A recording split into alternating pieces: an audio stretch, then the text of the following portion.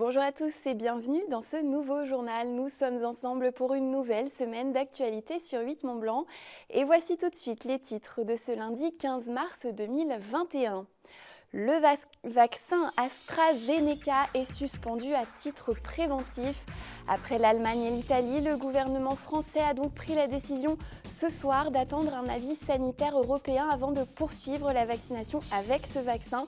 Nous serons en ligne avec le syndicat des pharmaciens de Haute-Savoie.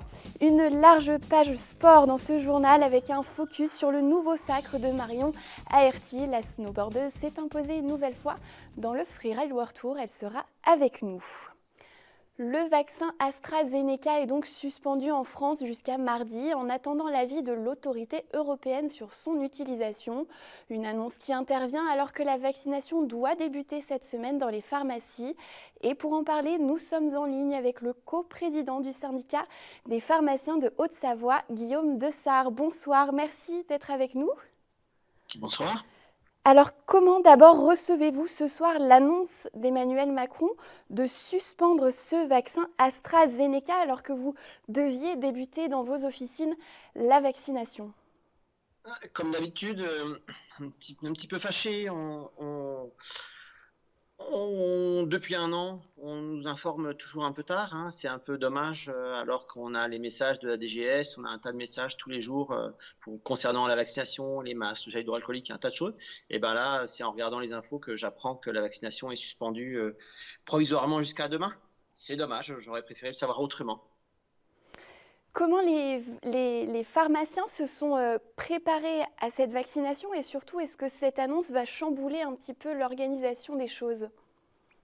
Alors effectivement, depuis déjà plusieurs semaines, on a pris des listes d'attente, on a des gens qui sont prêts à se faire vacciner.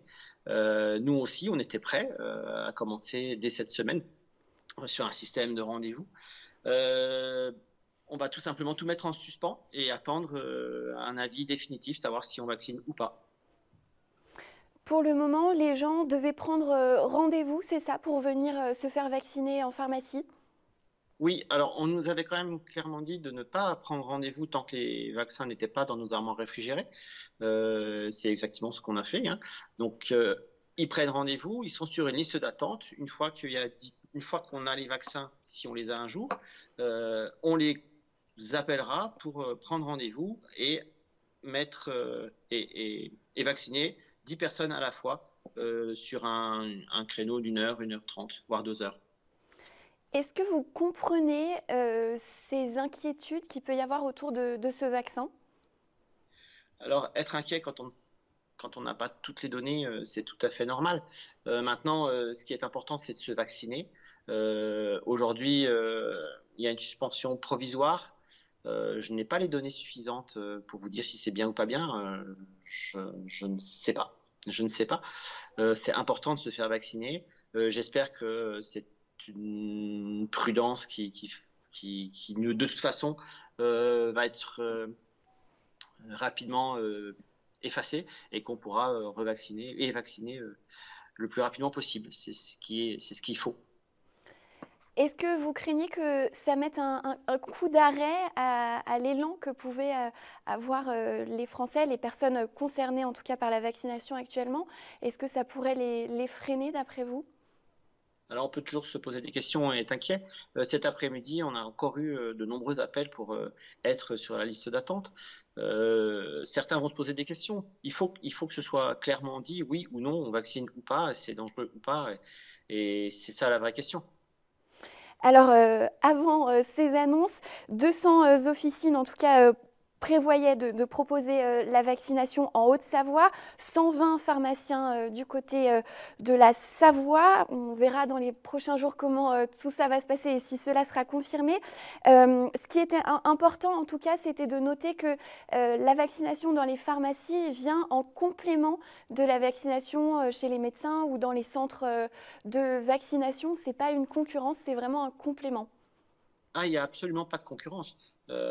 On est là pour aider à la vaccination. La population doit se faire vacciner, que ce soit chez les médecins, chez les infirmiers, chez les pharmaciens ou dans les centres de vaccination. Il faut se faire vacciner. Il y a pas de guerre entre les médecins ou les pharmaciens. C'est absolument pas.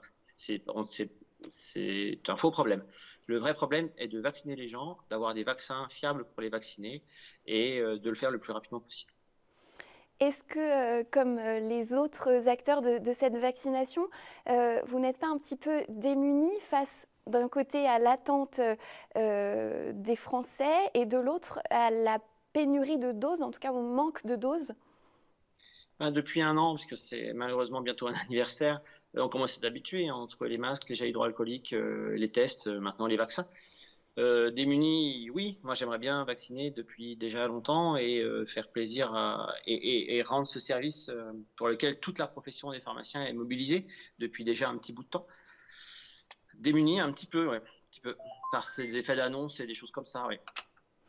Cette vaccination en pharmacie, elle sera réservée aux plus de 75 ans et aux 50-74 ans présentant une comorbidité. Mais il y a aussi possibilité, s'il y a des doses qui restent et qu'il faut utiliser pour ne pas les perdre, possibilité pour les pharmaciens d'appeler des habitants autour de plus de 50 ans qui pourront venir se faire vacciner également. Oui, c'est-à-dire que pour l'instant, enfin, on a pour ordre de ne pas jeter de doses. Donc, si en fin de flacon, il reste certains rendez-vous n'ont pas été honorés et qu'il nous reste une, deux ou trois doses, il faut de toute façon vacciner avec ces doses qui restent. Donc, on doit cibler toutes les personnes de plus de 50 ans avec comorbidité, de plus de 75 ans sans comorbidité, effectivement. Mais on ne doit pas jeter de vaccin. Donc, effectivement, s'il reste une ou deux doses, on vaccinera de toute façon avec ces doses. Oui. Une dernière question peut-être un peu plus personnelle. Est-ce que vous gardez le moral en tant que pharmacien professionnel de santé dans ce contexte si difficile? Je fais partie de ces gens qui voient toujours le verre à moitié plein. Donc oui, j'ai le moral. Je commence personnellement à fatiguer un petit peu, mais je crois que c'est comme tous mes confrères, par ces ordres et contre-ordres un peu permanents, un petit peu l'impression d'être un petit peu bousculé, en tout cas pas forcément respecté comme ça devrait l'être. Mais c'est pas grave, on est là, on fait le job. Comme tout, enfin, vraiment, les pharmaciens sont motivés et sont présents. Donc, 90% des pharmaciens sont prêts à vacciner. Dès que c'est possible, on se lance. Merci beaucoup Guillaume Dessart d'avoir été avec nous sur 8 Mont Blanc et bon courage à vous. Merci, bonne soirée. Et j'ajoute qu'en Haute-Savoie, le virus circule de plus en plus rapidement. Le taux d'incidence est passé en une semaine de 179 cas pour 100 000 habitants à plus de 221 au 11 mars. En Savoie, ce taux est de 185,6. Et une dernière information en lien avec l'épidémie, l'école d'Autelus en Savoie est fermée. 4 membres du personnel en charge du périscolaire ont été diagnostiqués positifs au Covid-19. Tous les enseignants et les élèves de l'établissement sont donc considérés comme cas contact. L'école rouvrira ses portes le 22 mars. Et on ouvre à présent une large page sport avec d'abord les résultats du ski ce week-end. Les Français ont réalisé un doublé lors du slalom de Kranjska Gora en Slovénie. Ce dimanche, Clément Noël a remporté le titre devant son camarade du club de Val d'Isère, Victor Mufajandais. Noël s'impose pour la 8e fois de sa carrière. Mufajandais est pour la première fois sur le podium en slalom. On les écoute tous les deux au micro de la FFS TV. Mais aujourd'hui, je suis content d'avoir pu gérer ces conditions difficiles. En deuxième manche, c'était presque pas du ski à la fin, c'était hyper tournant, il n'y avait pas de vitesse. Je pense que c'était assez moche à voir à la télé, mais finalement, c'est pas notre problème. Nous, on est juste content d'avoir fait 1 et 2 au final. Et je suis content vraiment pour Victor aussi, son premier podium en slalom, parce qu'il tournait un peu autour, je savais qu'il skiait très bien. Donc le fait de voir qu'il était 2 quand j'ai passé l'air d'arrivée, c'est sûr que ça décuple un petit peu les émotions parce qu'on est content de partager ça, quoi. Mieux vaut finir la saison sur une bonne note, surtout quand il y a eu un petit peu des hauts et des bas pour moi, comme pour moi cette saison, où j'ai en plus loupé mes championnats du monde. Ça a été quand même une grosse déception, mais après je suis vite passé à autre chose en faisant du géant. Et ça m'a fait du bien, je pense, dans la tête, techniquement aussi pour le slalom. Et voilà, il reste encore une course, mais pour l'instant, la fin de saison, elle est sympa, elle est bien, et je suis content d'avoir pu gérer ça correctement aujourd'hui. Je suis hyper fier d'avoir trouvé les clés, de m'être battu jusqu'au bout, et de partager ça avec Clément, c'est incroyable. Voilà, on est du même club, on est de Val d'Isère, on passe beaucoup de temps ensemble, je m'entends très bien avec lui. C'est lui aussi qui me tire vers le haut. C'est le meilleur mondial intrinsèquement depuis plus de 2 ans.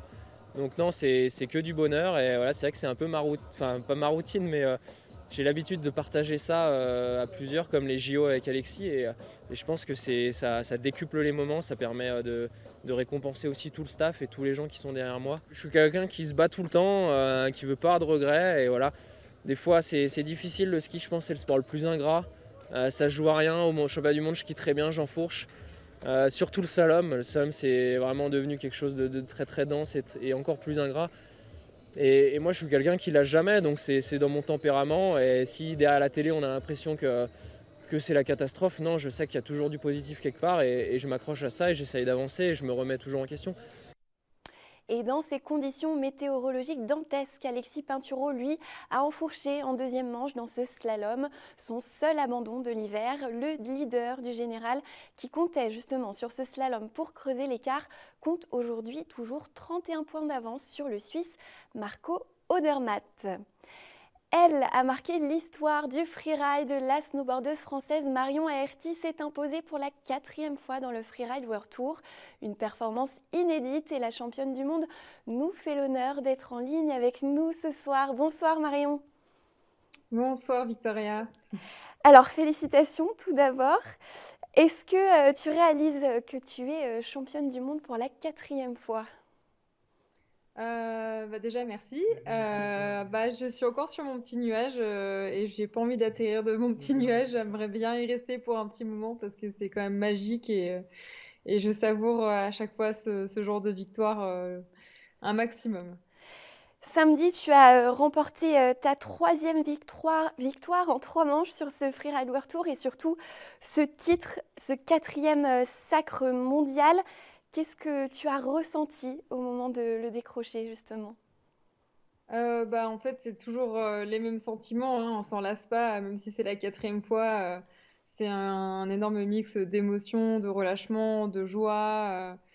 C'est assez difficile de décrire tout ce qui se passe en même temps, mais c'est des moments magiques à chaque fois et je m'en lasse pas. C'était une saison au contexte très particulier, on le sait. Toutes ces complications, elles n'ont pas réussi à te déconcentrer.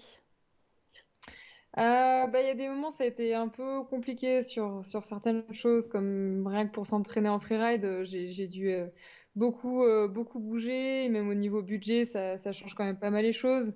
Après, voilà, on est dans un sport où il faut s'adapter, c'est de l'adaptabilité constamment.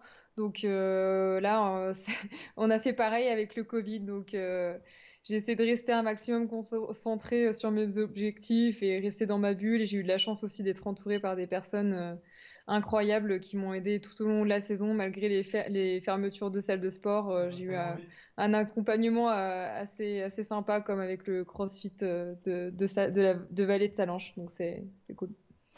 Est-ce que dans ce contexte, la compétition a été très différente en termes d'organisation ou de niveau ou d'entraînement? Tu l'as un petit peu dit, mais est-ce que ça a changé un petit peu le format cette année? Ça a changé le format déjà du World Tour parce qu'on aurait dû avoir une compétition au Japon, une au Canada, et là cette année on a eu 2 compétitions du coup en Andorre et une compétition du coup en Autriche. Et justement, pour revenir sur ce run en Autriche, cette descente qui t'a permis de décrocher le titre, comment étaient les conditions à Fieberbrunn ce week-end? C'était assez spécial. Les conditions n'étaient pas forcément incroyables, surtout quand on passe dernière de sa catégorie. La neige a vachement changé en l'espace de quelques heures, pas du tout la même exposition. Pareil, le soleil était pas forcément là, donc j'ai dû changer de run à la dernière minute, par exemple. Heureusement que j'avais déjà un peu d'expérience sur cette phase, donc je la connaissais à peu près. Donc c'est ce qui m'a permis de pouvoir peut-être remporter la victoire à nouveau. Tu n'iras pas à Verbier, la traditionnelle finale du Freeride World Tour, mais c'est pour une bonne raison. Là, pour le moment, je retourne terre, mer, ciel, océan pour trouver une solution avec le visa parce que malheureusement, ils ont durci les règles pour voyager en tant qu'athlète. J'aurais aimé participer du coup à la finale du Natural Selection qui est un énorme tour très prestigieux aux États-Unis. Donc là, je joue sur les 2 tableaux cette année. J'avais déjà fait un résultat en janvier aux États-Unis, j'avais fait 2e. Et là, en fait, le fait d'être déjà sacrée championne du monde, je peux me permettre de louper Verbier et de m'envoler pour l'Alaska. Mais bon, ça, c'est encore une autre histoire. On croise les doigts pour toi. Un mot peut-être sur tes collègues hommes, Victor Delerue et Camille Armand, qui ont terminé premier et deuxième de cette étape à Fiberbrunn. C'est une fierté aussi de les voir sur ce podium. Ouais, super contente pour eux parce qu'ils le méritent vraiment et c'est des inspirations pour moi tous les jours de les voir rider. Ça me donne beaucoup d'imagination dans mes lignes. Et là, c'est génial parce qu'ils sont qualifiés pour le World Tour 2022, donc ils vont pouvoir continuer à rider ensemble. Et ouais, je suis super contente, surtout pour Victor. Là, j'ai pu voir son run de mes propres yeux et c'était vraiment incroyable, tellement, tellement incroyable. Merci beaucoup Marion et encore félicitations à toi. Merci Victoria et À à bientôt. bientôt. Salut, ciao. On passe au biathlon cette fois. Les Français terminent également bien la saison avec 2 victoires en 2 courses pour le Jurassien Quentin Fillon-Maillet. Il a signé un doublé sprint poursuite ce samedi à Novo Mesto en République tchèque. Émilien Jacquelin l'a accompagné sur le podium de la poursuite en montant sur la 3e marche. Et puis encore un mot de sport, la 35e édition de la Pyramide s'est déroulée ce vendredi 12 mars avec un format inédit sur une seule journée. 76 athlètes internationaux ont pris le départ de la course qui accueillait cette année le championnat du monde longue distance par équipe. Au programme, 3500 mètres de dénivelé positif et une météo difficile. Au final, ce sont les Italiens qui ont marqué les esprits avec une victoire chez les hommes du duo Michele Boscacci et Davide Manini. Chez les femmes, c'est l'équipe transalpine Alba Silvestro Giulia Murada qui s'est imposée. Petite déception pour Axel Gachet-Mollaret, associé à Lorna Bonnel, qui doit se contenter de la 3e place. Je vous propose d'ailleurs d'écouter la réaction de la championne du monde en titre de course individuelle. Axel Gachet-Mollaret, Ça a été une course difficile avec des Italiennes bien en forme, je pense. Et on espérait que peut-être elles aient du mal à finir la course et ça n'a pas été du tout le cas. Et voilà, on a quand même sauvé les meubles, c'est une belle médaille et ça a été une belle étape de pyramide. Et en foot, après 2 mois de disette en championnat, le FC Annecy a renoué avec le succès ce samedi en battant Avranches. Mais que ce fut dur, après avoir été mené 1-0 puis 2-1, les Annéciens ont renversé leur adversaire normand grâce à des buts signés Jordan Adeoti et Romain Spano à la 89e minute et dans le temps additionnel de la seconde période. Grâce à ce 4e succès de la saison, le FC grimpe à la 17e place de national et garde intact ses espoirs de maintien. Prochain match pour les Hauts-Savoyards ce vendredi 19 mars avec la réception de Saint-Brieuc. D'après une récente étude, 32% des Français ont acheté au moins un vêtement d'occasion en 2019. Ils étaient seulement 16% en 2018. Ces achats s'effectuent en ligne ou dans des boutiques de seconde main de plus en plus nombreuses. Ces dernières ont la cote jusque dans nos montagnes. À Morzine, la première friperie vient d'ouvrir sous l'impulsion d'une jeune association. Fanette de Buisson est allée chiner pour nous quelques pièces. Reportage. Un peu de shopping pour ce groupe d'amis. Vêtements adultes, enfants, accessoires, il y a le choix. Un choix de seconde main. Les habitants de la vallée déposent ce qu'ils ne veulent plus dans ce coffre. Le tout est lavé, remisé et mis en rayon. La friperie, ouverte depuis quelques semaines, a été lancée par l'association Montagne Verte, créée en 2019. Avant, c'était quelques événements, une présence en ligne. Et maintenant, c'est vraiment devenu la vitrine, le point de rencontre. C'est socialement aussi super intéressant en ce moment pour les gens qui veulent aider à faire du volontariat. Des fois, ils rentrent, ils disent « Ah, c'est sympa » et au final, ils ont l'envie de venir aider aussi, chose qu'ils n'avaient pas forcément en rentrant. C'est une belle étape qu'on a franchie. Toutes les ventes se font au profit de l'association. Créée il y a 2 ans, forte de 70 adhérents et d'un salarié, le directeur du développement durable, elle aspire à de nombreux projets. On a plein de projets en fait. On a des grands rêves, mais on va les réaliser. Alors, on travaille dans 3 cadres. Là, il y a le cadre entreprise, dont j'ai parlé, où on a créé un pacte et on aide les entreprises à faire des changements. On a créé quelque chose qui s'appelle les pages vertes. C'est une liste de plein de catégories où on peut trouver des fournisseurs ou des produits ou des manières de faire les choses un peu mieux. On espère cet été de pouvoir faire beaucoup plus d'événements, des ateliers de réparation, des ateliers de recyclage pour aider les gens à faire. Et puis nos plus grands projets, on travaille un peu avec la mairie, avec le soutien de la mairie et la CCHC.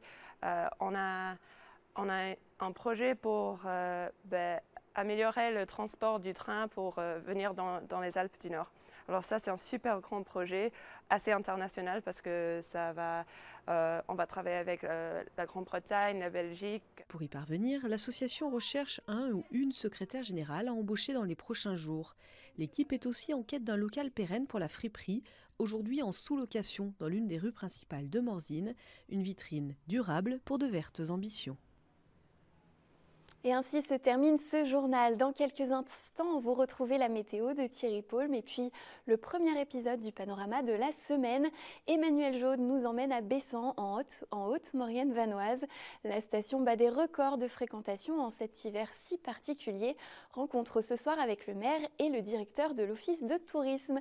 Merci pour votre fidélité à l'information sur 8 Mont Blanc. Je vous retrouve demain avec plaisir et je vous souhaite une belle soirée sur notre antenne.